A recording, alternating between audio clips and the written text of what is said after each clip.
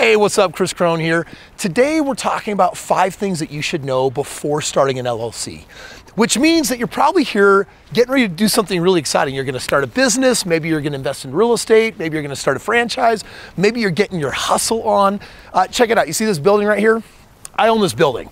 It's a business. You see that truck? That's my truck. It's paid for by my business, and owning an LLC has a lot to do with that. The reason why I'm excited for today's video is because we've got Gen Z hot on the heels of millennials, and guess what they're interested in?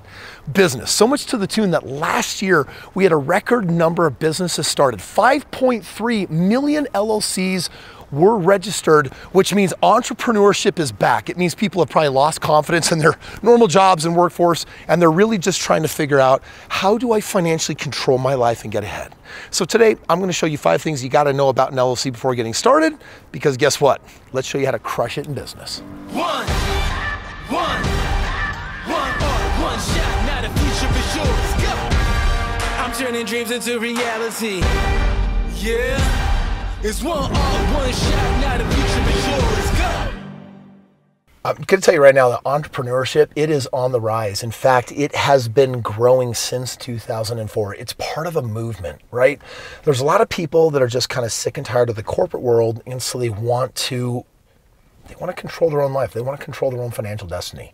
Now, I mentioned that in 2021, we had 5.3 million brand new LLCs started. 63% of those are profitable, which means that overall, if you look at it, working for someone else as an entrepreneur, super smart move.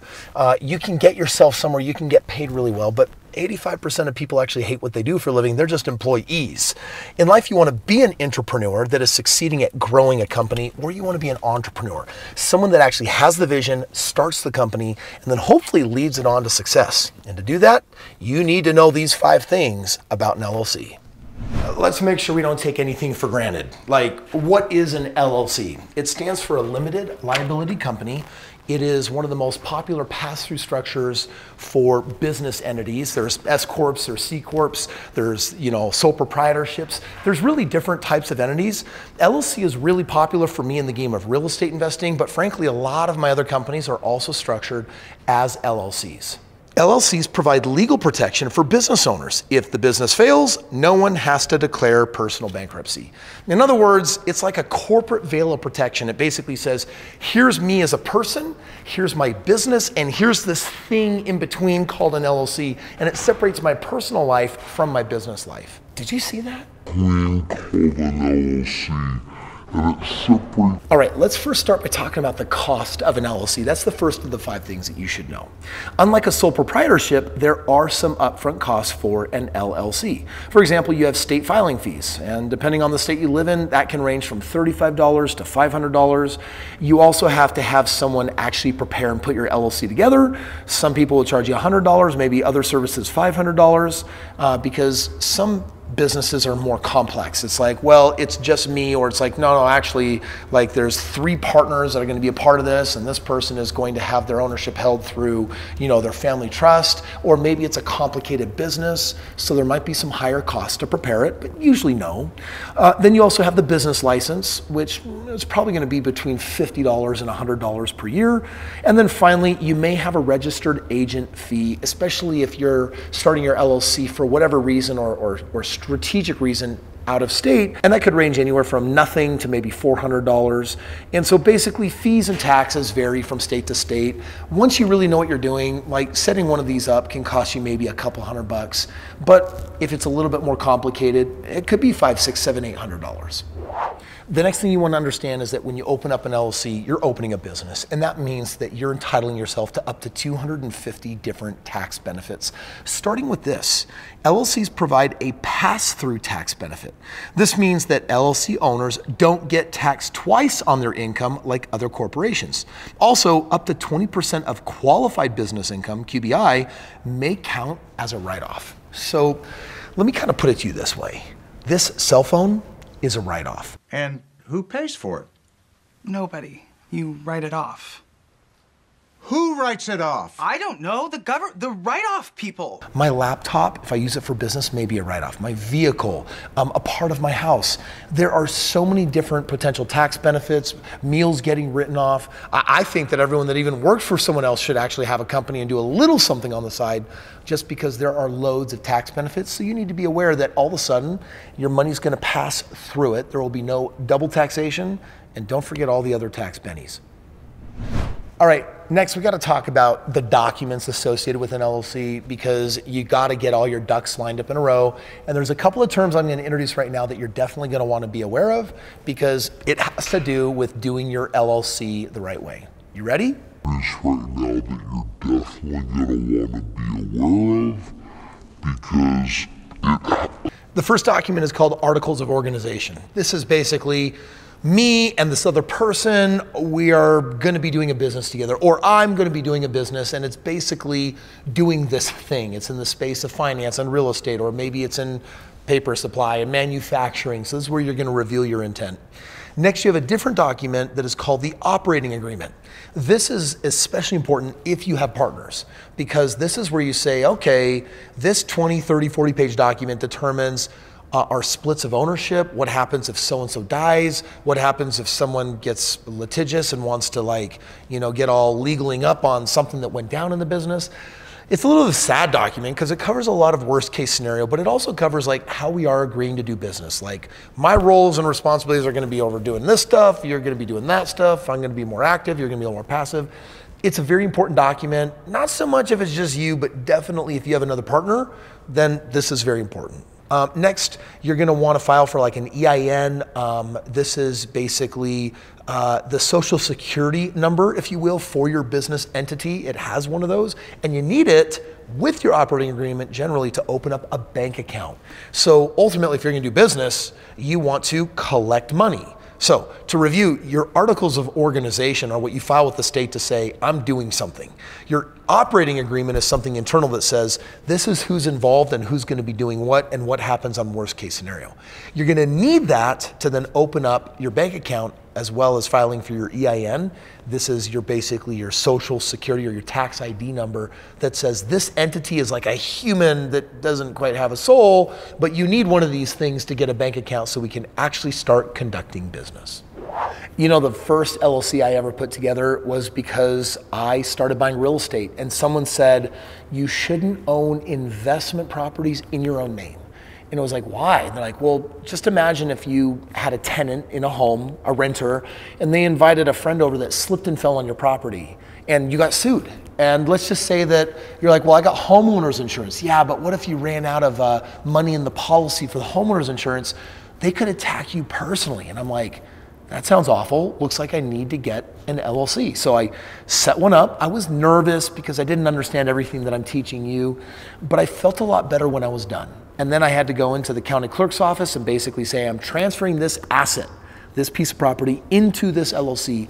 And now officially the LLC wasn't attached to me, it was attached to the business, and it gave me that added layer of protection. And I remember that it made me feel smart. Like, it made me feel like, hey, I'm adulting.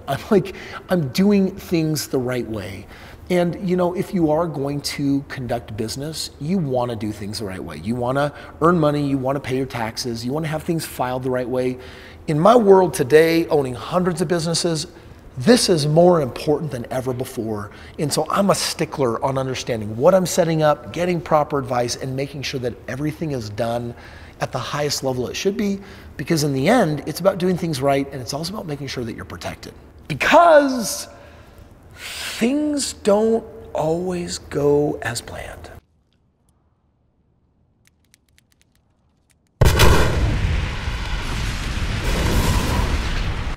There are downsides of basically getting into business. Not so much owning an LLC, but anytime I had another partner involved on an LLC, it meant that there was an added risk. Like, what if one day they woke up on the other side of the bed and they're like, I don't feel like being in partnership with you, or I've misinterpreted the documents, or I felt like I was entitled to a higher percentage of ownership, or I want to change the agreement that we've made with each other.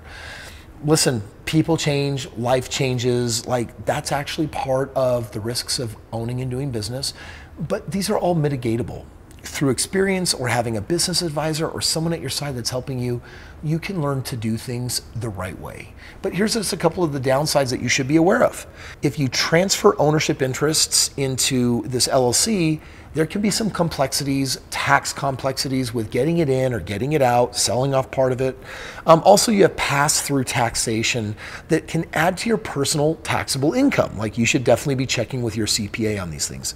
And finally, you have high initial costs and ongoing fees, even a franchise tax. Like, every year there's going to be a business license, and even though it's not a lot of money, it's just a consideration that all of a sudden it's like, well, things have to be done the right way, and I probably should hire a bookkeeper if I care about having things properly logged, and now I might need an office manager. And listen, that's just business. That's like just what that game looks like. But I will tell you, if you get good at it, the rewards are extraordinary. My first several years kind of messed it up a lot. Like, did a lot of business. I did not keep a lot of money that was made. Today, definitely a different story. I'm glad I stuck with it. I'm glad I've learned the ins and outs of business. It just helps in the beginning to have someone to give you a little bit of advice. And with that being said, I've got a gift for you.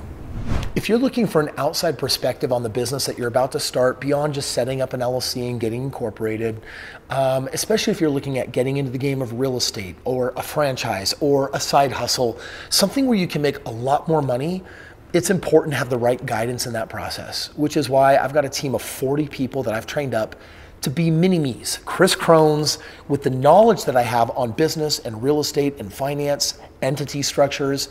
And if you'd like for them to give you some perspective, some point of views, or maybe offer you some different and superior options in the game of how to make money, well, you're gonna find all of that in the link below. It's just a free consultation. It doesn't cost you anything. It's an opportunity for a different set of eyes to maybe help you know what you might be missing out on. Very first mentor that I had paid $1 million to taught me this one lesson. He says, Kris, the most dangerous information is what you don't know. And what you don't know 100% can and will hurt you. So if you want to figure out what you may not be aware of, maybe get an insider's expert opinion or advice on the game of finance that you're about to enter into, or if you're just simply an opportunity seeker looking for something superior financially, then click that link, get with my team. Let's just show you what's up. Hey, I hope you enjoyed today's video. You're probably all set and ready to go on getting that LLC going, so good luck. Ooh, one more quick thing. There's something you should know about business before you actually get started, and it has to do with how the game ends. And there's one last thing I really want to show you. Click this video right here. Let me show you what it is. All right, first of all, let's talk about the cost of an LLC. Everything is happening at random today. I'm gonna forget these. Will you please put them in your pocket? Yes. Swear them. Yes, thank you. All right.